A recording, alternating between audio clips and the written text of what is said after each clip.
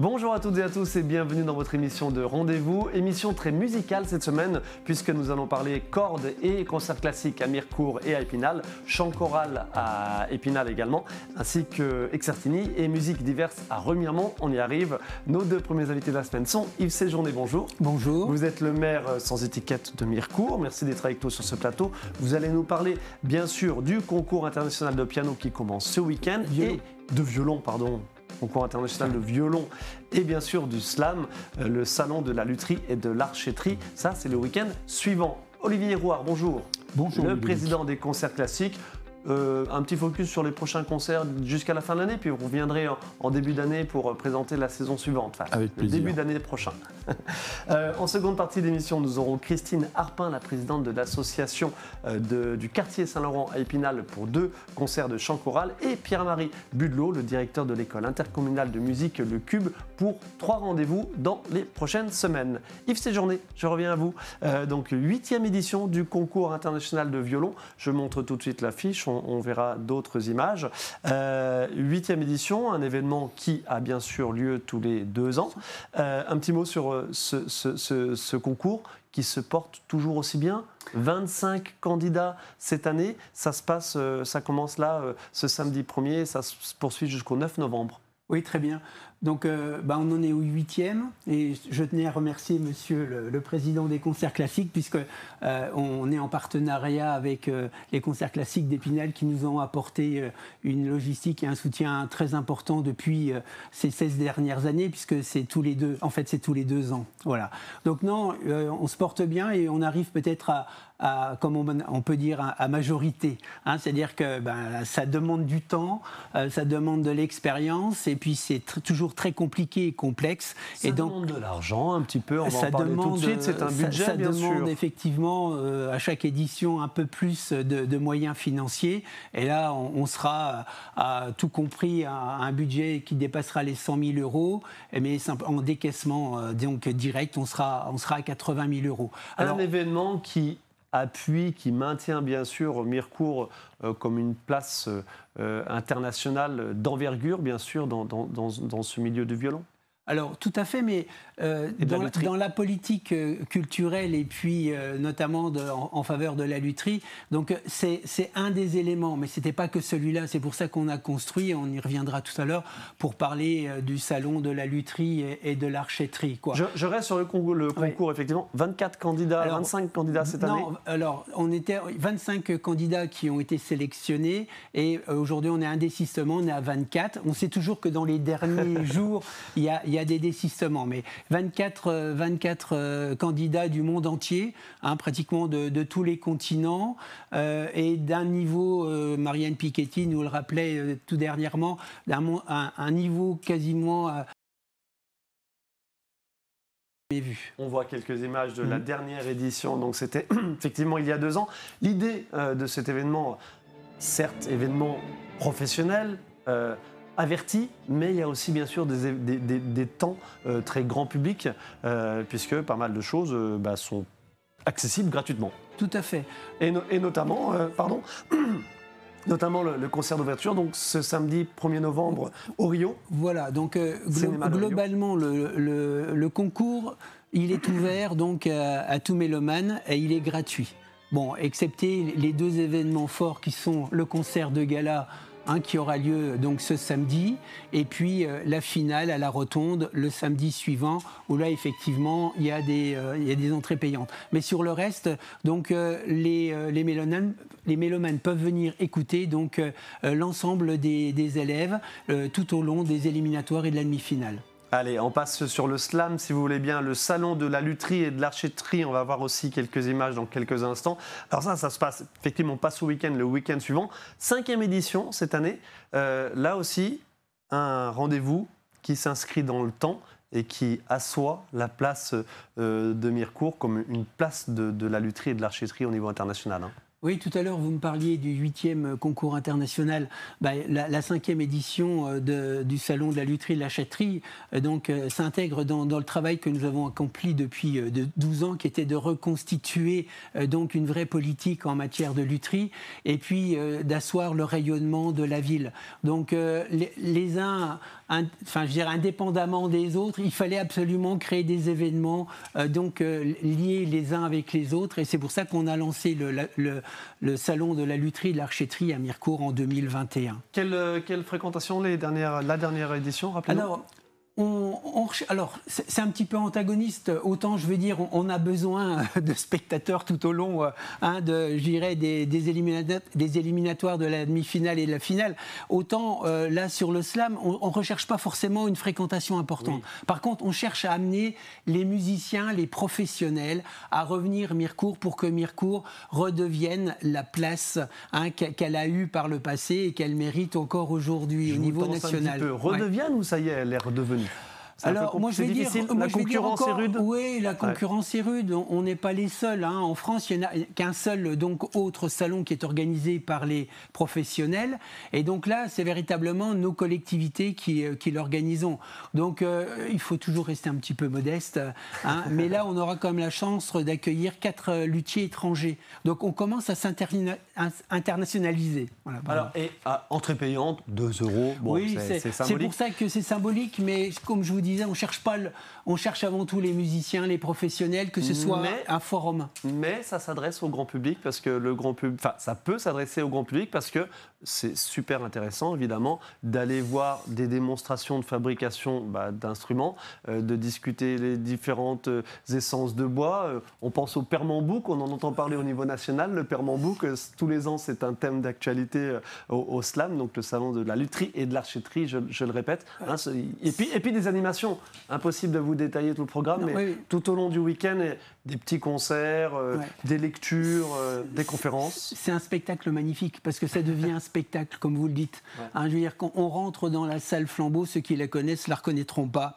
C'est magnifique. Il y a des centaines, plusieurs centaines d'instruments. Il y a des professionnels, il y a des fournisseurs de tout qui permettent effectivement de fabriquer l'ensemble des éléments. Il y a du bois, il y a de la corde.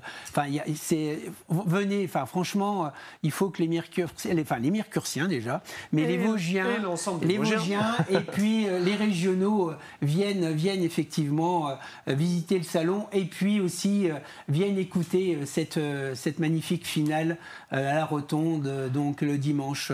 Eh bien voilà, vous m'offrez une transition toute faite. Donc je remonte juste la fiche du SLAM, le salon de la lutherie et de l'archéterie. C'est un rendez-vous super intéressant pour tout le monde, les mélomanes, les professionnels bien sûr, les musiciens avertis, mais vraiment le grand public, plein de choses à découvrir. Ça se passe pas ce week-end, le week-end suivant, du 7 au 9 novembre, à l'espace Flambeau. Et bien justement, allez, Olivier Hérouard, cette finale du concours international de violon de Mirecourt, donc la 8e édition, la finale se passe en l'occurrence à la Rotonde à Thaon-les-Vosges.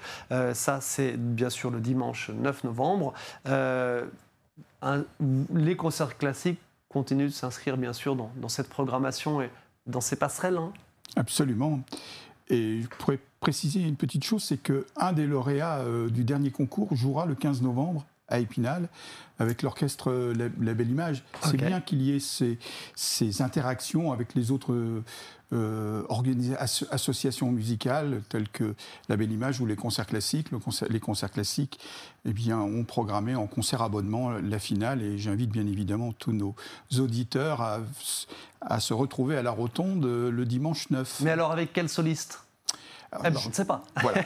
Justement, avec les lauréats du concours. Mais en tout cas, c'est toujours intéressant d'écouter une finale, d'écouter ces jeunes artistes qui défendent un concerto. Et parfois, il est arrivé d'entendre plusieurs fois, 4 fois, par exemple, le même concerto, et c'est toujours très passionnant. Et ce sont les 4 finalistes. Et ce sont les 3 finalistes. Pardon. Voilà. J'ai un petit doute à ce. Et ils seront bien sûr accompagnés par l'Orchestre national de Lorraine, comme d'habitude.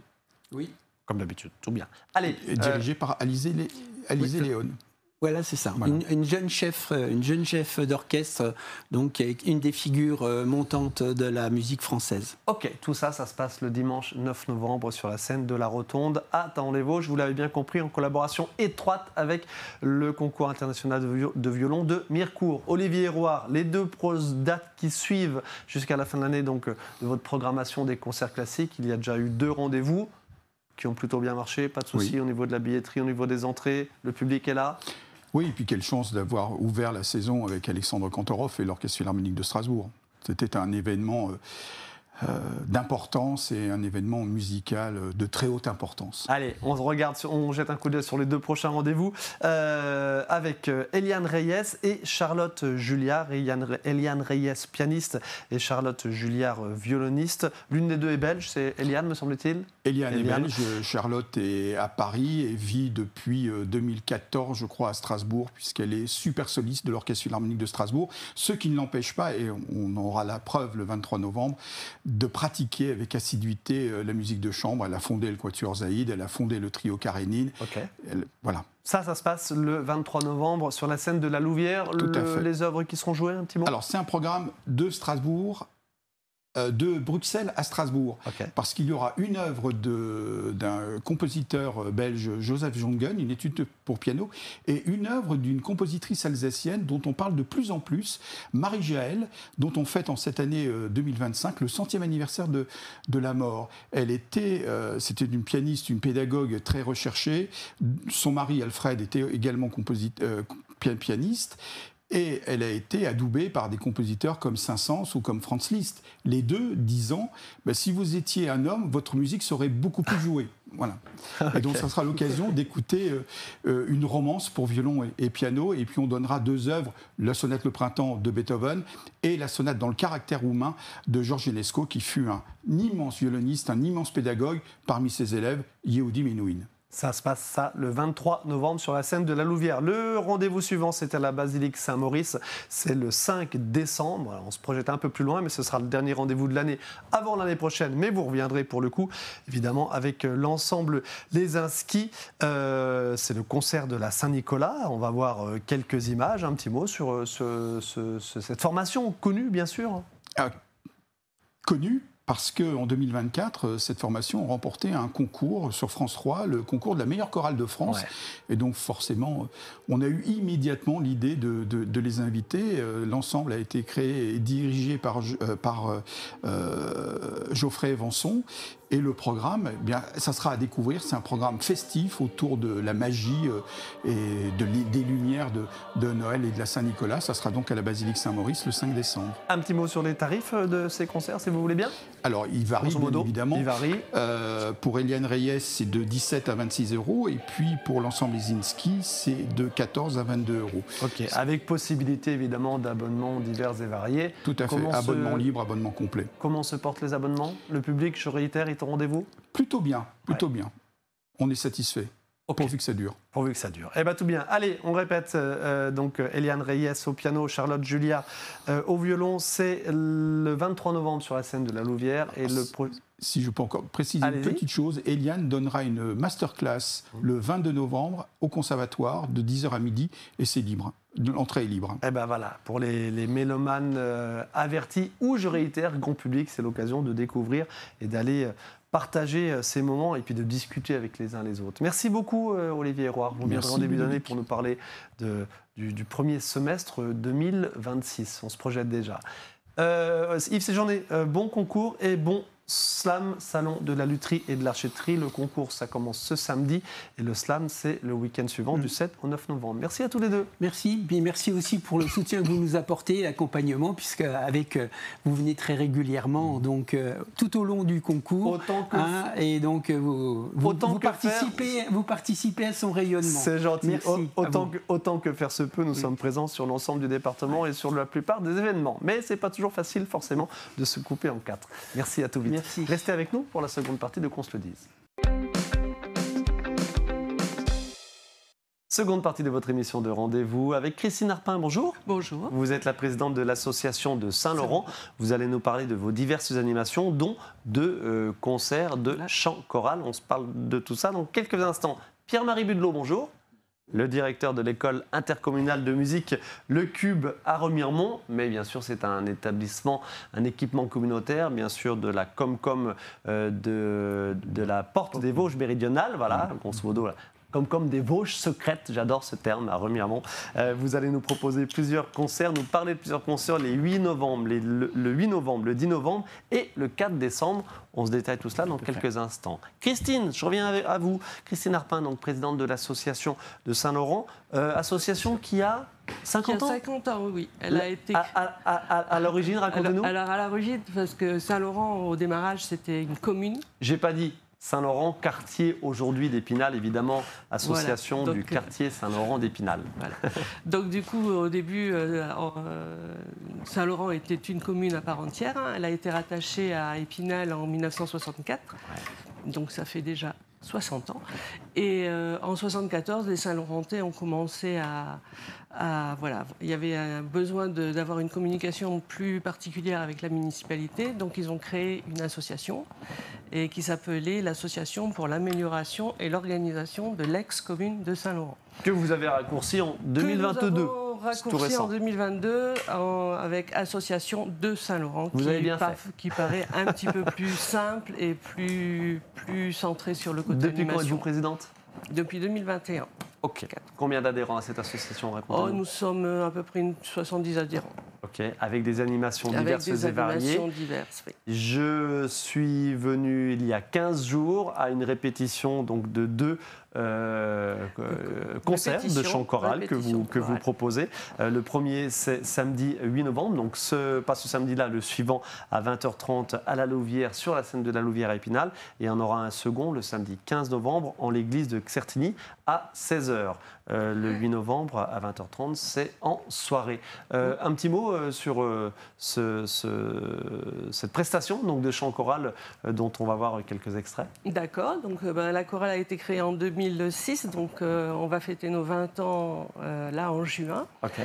Donc nous répétons tous les mardis soirs de 20h30 à 22h30 à la MJC de Saint-Laurent. Il y a une cinquantaine de choristes et nous sommes répartis, donc, comme les chorales, en 4 pupitres, 4 voix. D'ailleurs, si on pouvait, je fais un petit appel à éventuellement des sopranes et des basses. On manque cruellement d'hommes dans les graves. Donc, soyez les bienvenus si jamais ça vous intéresse. Et surtout, pas de stress. Voilà, pas de stress, c'est en bonne convivialité. Évidemment, il y a du travail, hein, mais en bonne convivialité quand même sur les répétitions. Et je voulais parler quand même de notre chef de chœur, Anthony Thomas, qui est un professeur de musique au collège de Certigny. Et puis on a une pianiste aussi qui nous accompagne de main de maître lors des répètes et au concert, qui est Dominique Licavoli. Okay. Donc, on va voir tout ça justement en illustration. On va entendre un petit peu votre répertoire. Le répertoire, quel est-il justement ?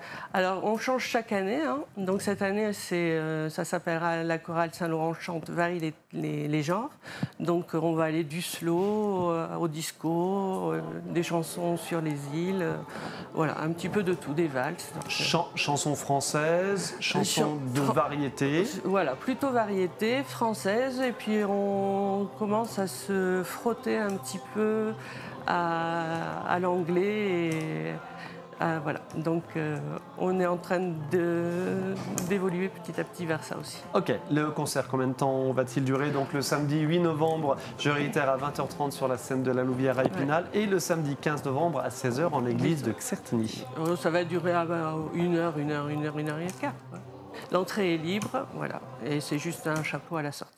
Ok, donc appel à participation pour les bonnes volontés. On en profite, donc je réitère, 8 novembre à Épinal et 15 novembre pour voir tout ça sur scène, vos choristes. 12e édition de la Bourse aux livres anciens et d'occasion, le dimanche 16 novembre. Cet événement que vous nous proposez aussi ? Oui, ça fait déjà 12 ans hein, par l'association de Saint-Laurent. Donc c'est une bourse aux livres anciens. Parce qu'il y a aussi des beaux livres, et puis ça va aussi jusqu'à la bourse aux livres des BD, des enfants, que tout le monde peut venir participer. C'est de 9h à 17h, à la salle de la familiale, donc dans le quartier de Saint-Laurent. Voilà, vous êtes les bienvenus.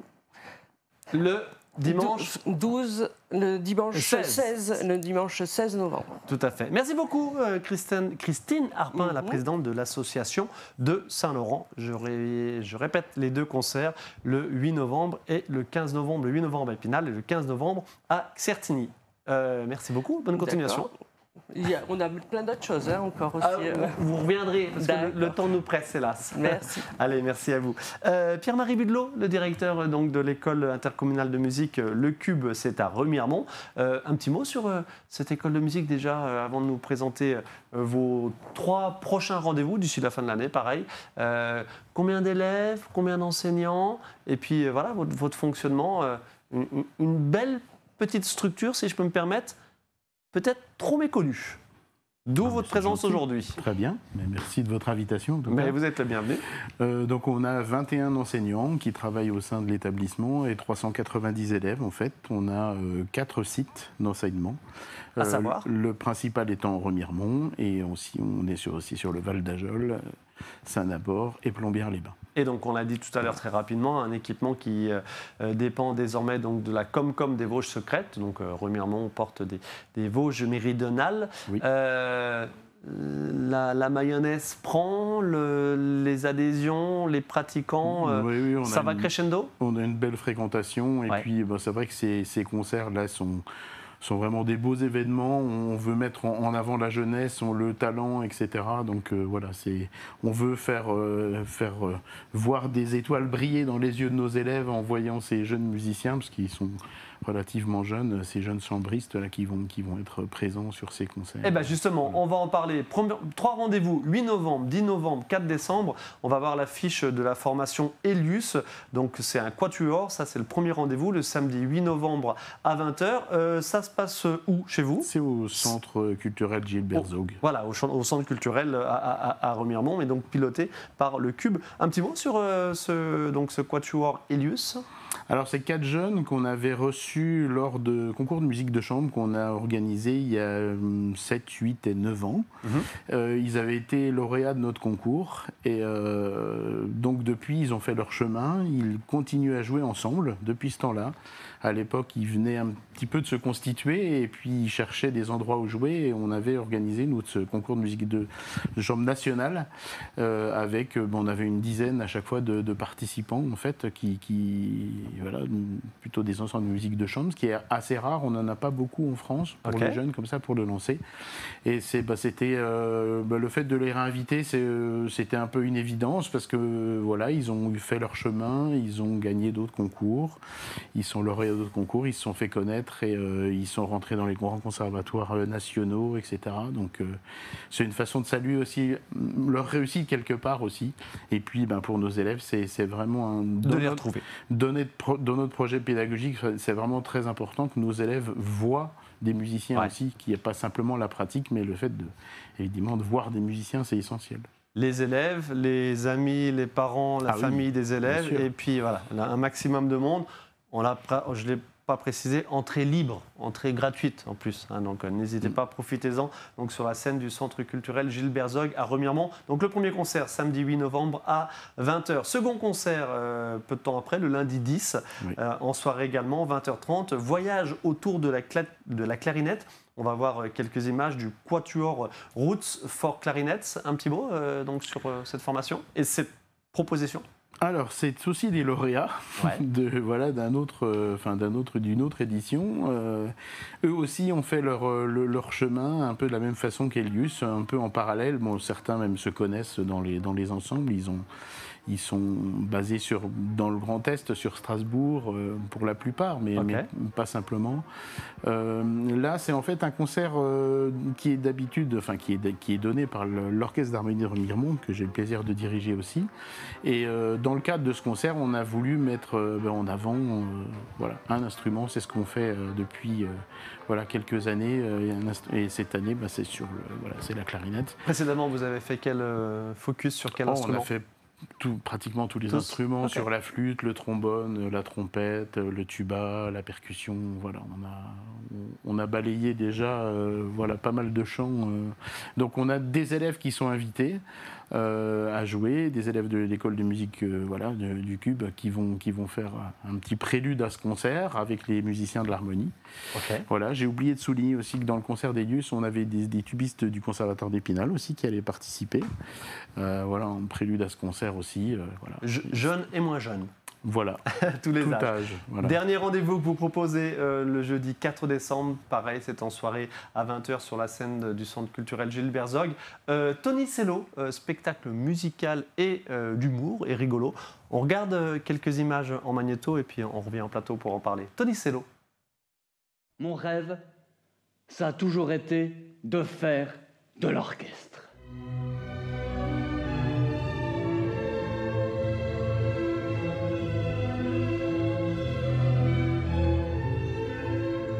Le problème, pour faire partie d'un orchestre, c'est qu'il faut passer un concours.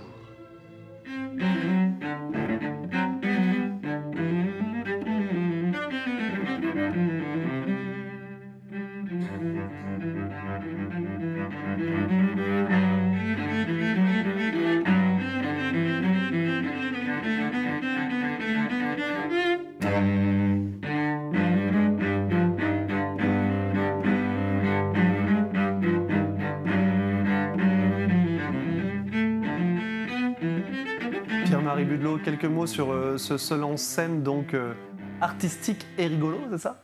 Oui. Alors là, c'est vraiment une invitation d'un artiste, vraiment avec lequel on n'a pas de lien particulier. Ouais. C'est sur une demande de mon enseignante en fait de violoncelle qui veut promouvoir son instrument, qui veut qu'il soit vu. Donc elle a cherché un petit peu partout sur le net, etc. Avec cet instrument. Voilà, sur le violoncelle. Et puis elle a trouvé cet artiste-là. Alors il se trouve qu'il était déjà venu à Remiremont il y a quelques années dans le cadre des JMF. Voilà, des Jeunesses musicales de France. Ça avait été un spectacle vraiment très très apprécié. Voilà, donc on le fait revenir finalement sur Remiremont. Avec un nouveau spectacle, bien sûr. Voilà. Depuis l'eau a coulé sous les ponts. Voilà. Une nouvelle proposition. Oui, voilà. Ok, tout bien. Allez, Tony Cello, effectivement, ça a l'air drôle. Et puis voilà, on comprend bien évidemment l'importance de la musique et de cette éducation un petit peu musicale au travers de ce spectacle. Tony Cello, spectacle musical et donc d'humour le jeudi 4 décembre sur la scène du Centre culturel Gilbert Zog à Remiremont. Merci beaucoup Pierre-Marie Budelot, donc le directeur de l'école intercommunale Le Cube. Évidemment, vous allez sur les réseaux, vous allez sur le web et vous retrouvez toute la programmation culturelle et toutes les animations. Il y a plein d'autres choses qui se passent chez vous, mais aussi du côté de Saint-Dié, mais aussi du côté du Conservatoire Gauthier d'Épinal. Voilà, la musique et les animations autour de la musique sur notre département, il y a de quoi faire, il faut se renseigner. Merci beaucoup. Merci beaucoup. Merci à tous les deux. Merci. Bonne semaine et à tout bientôt. Merci à vous de votre attention. On se retrouve la semaine prochaine pour une nouvelle émission.